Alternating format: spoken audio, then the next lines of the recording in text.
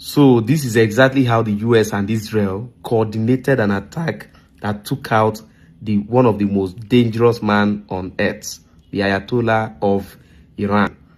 Watch and see why every president of every country today, both China and Russia, should be very much afraid of the US.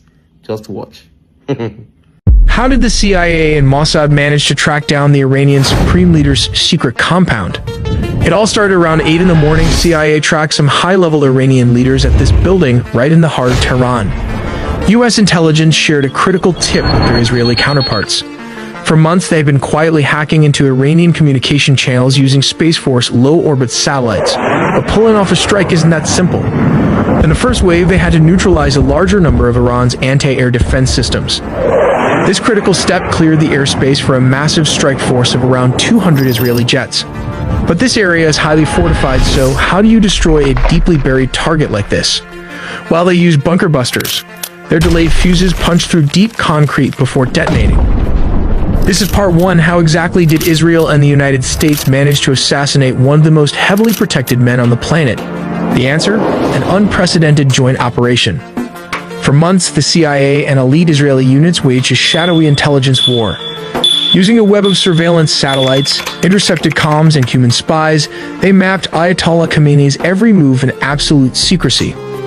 Utilizing a sophisticated web of low Earth orbit surveillance satellites, intercepted encrypted communications, and highly placed human assets deep within the regime, they painstakingly mapped Ayatollah Ali Khamenei's every movement, security protocol, and daily pattern. The vulnerability, the Pasteur Street Summit.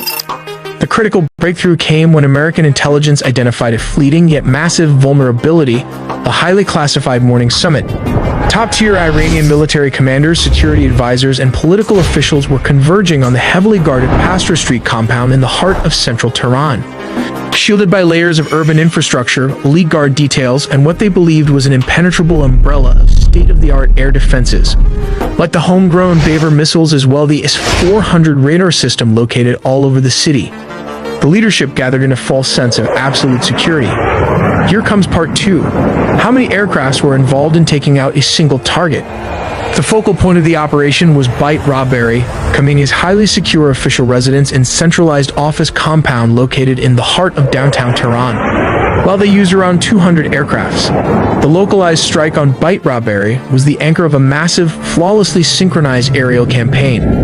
Flew all the way from Israel with flying oil tankers, the largest military flyover in its history. The Israeli Air Force deployed an armada of approximately 200 fighter jets equipped with GPS bunker buster bombs. As stated, he was actually occupying a shallower subterranean facility, the free-falling guided bomb, which the IDF deployed as the munitions. It easily pierced the earth and reinforced concrete, triggering a catastrophic collapse of the entire underground structure. According to leaked Israeli intelligence reports, exactly 30 heavy munitions were dropped directly onto the Supreme Leader's compound to guarantee total structural failure. Obliterating such targets relies on specialized bunker buster munitions equipped with delayed action fuses, allowing them to physically penetrate deep into the ground and concrete before detonating. As a dedicated specialized squadron delivered the 30 bunker busters directly to Khamenei's compound, the rest of the armada operated simultaneously across Iranian airspace. They dropped hundreds of munitions to cripple over 500 targets, instantly blinding critical air defenses and neutralizing ballistic missile silos. Here comes part 3, and this is Iran's mistake. How the Iranian made a very big mistakes to protect its leader. Because he was occupying a shallower subterranean facility, the deployed munitions easily pierced the earth and reinforced concrete, triggering a catastrophic collapse of the entire underground structure. Intelligence sources later revealed a critical tactical flaw in his positioning. He was not sheltering in one of the compound's 2 deepest maximum security bunkers facilities that would have required the heaviest, highly specialized U.S. ordnance to crack. If he had switched places, he would have been at least safe. And here is part 4, how many were exactly killed. While the complete list of eliminated targets is still undergoing global intelligence assessment, the strike successfully decapitated Iran's operational leadership in a single devastating blow. Killed alongside Khamenei were top-tier military figures, most notably Major General Mohammad Papour, the head of Iran's Revolutionary Guard, and top national security advisor Ali Shamkhani. Tragically, the blast also claimed the lives of several of Khamenei's family members who were present.